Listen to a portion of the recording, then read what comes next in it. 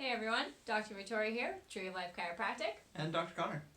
So we're here today to do the fifth video in our stress series for you guys. And I just want to say before we get started, if you guys have been enjoying these videos that we've been doing, please leave us a comment below, or like these, or share these, or any of those things. It would be awesome and really help us out.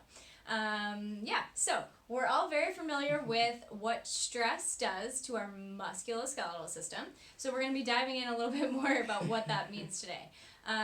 Exactly. So you nailed it right on the head there. So go for it. One of the coolest things about the musculoskeletal system, the neuromuscular skeletal system, is that this is one of the biggest systems that we can see the positive change as well as our negative changes. So going to the gym, for example, you're seeing some positive changes and some positive stress that's being added to the system.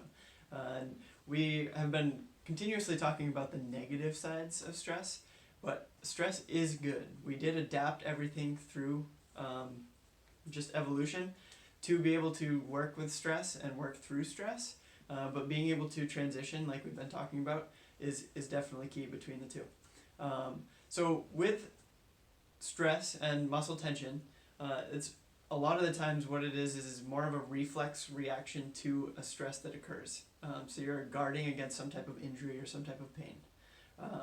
When that stress muscle actually tightens up, it all will happen all at once and should release when that stress is gone.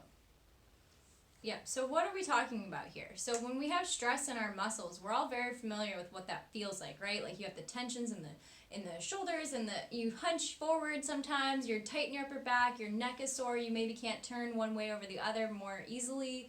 Sometimes it manifests in your lower back.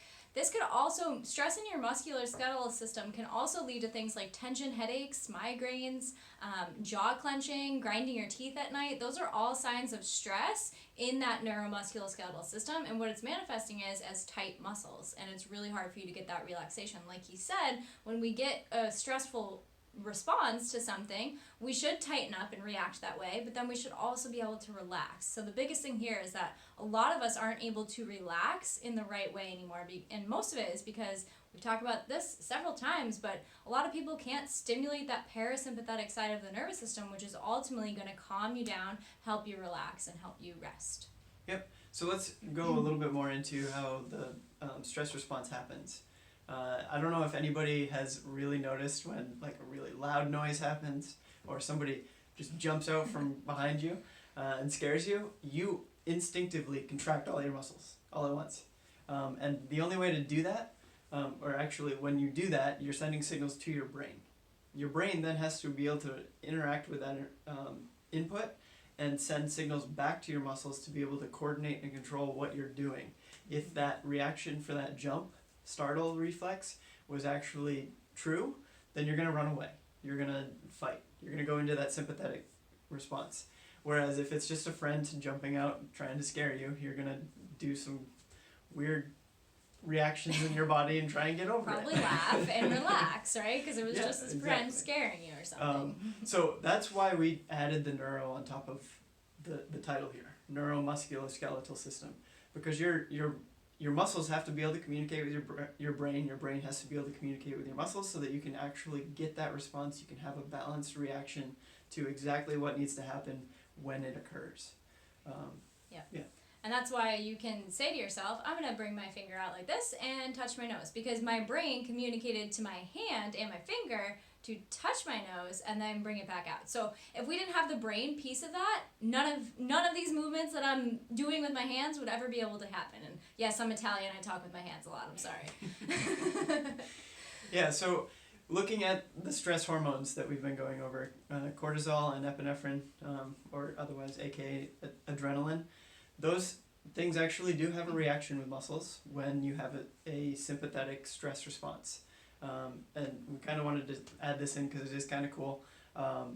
But your muscles actually naturally have their own storage of glycogen, which is broken down into glucose so that you can use it for energy.